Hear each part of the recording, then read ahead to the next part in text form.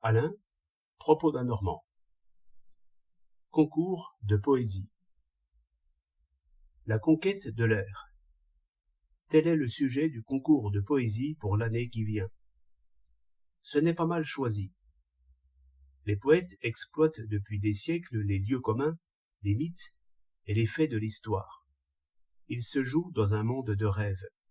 Ou bien, s'ils se mettent à décrire, ils tombent toujours sur quelque rapport inattendu, comme ils s'en présentent dans la rêverie paresseuse. Je lisais récemment un poème couronné, qui n'était pas méprisable.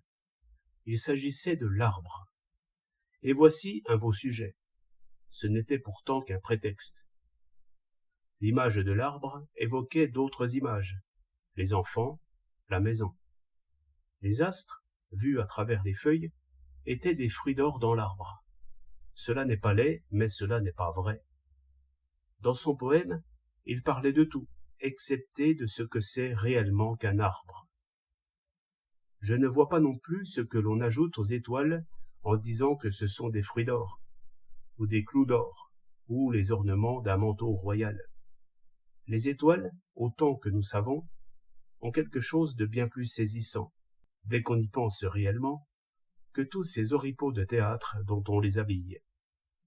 Dans le Jules César de Shakespeare, il y a une conspiration, la nuit, dans un jardin, entre tous ces républicains maigres qui veulent tuer César. Après de terribles serments, l'un d'eux dit qu'ils doivent maintenant se séparer, parce que le jour va venir, et, levant son épée, il montre l'heure que marquent les étoiles. Ce geste si simple nous tire subitement des rêveries de l'histoire, car pour nous aussi, toutes les nuits, les étoiles tournent.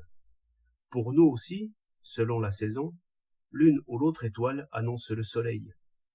Ces rapports vrais, ces heures réelles, entrent tout d'un coup dans le drame. Je pense à César, qui dort pendant que les étoiles tournent et que son destin se rapproche de lui, car les passions de ces hommes gravitent avec les étoiles, et cette épée est un météore aussi, une trajectoire composée avec d'autres. Mais César prétend moissonner à l'heure qu'il a choisie et remplir à son gré les saisons, et c'est en vain qu'on lui crie « César, prends garde aux ides de Mars ». C'est ainsi qu'une image vraie vivifie tout le reste, et fait marcher l'histoire d'un pas assuré.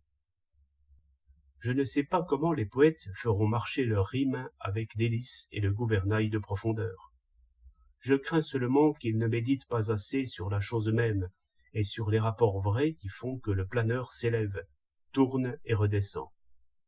Assurément, si vous mettez en vers une leçon de mécanique avec ses chevaux vapeur et ses cosinus, cela sera plus plat et plus ennuyeux encore qu'un poème sur les échecs. L'abstraction n'est jamais belle, mais si vous saisissez le rapport vrai dans la chose même, ce regard pensant enlèvera tout votre corps jusqu'aux nuages. Quand Boileau, plat rimeur, disait « Rien n'est beau que le vrai », il ne croyait pas si bien dire. 28 juin 1909.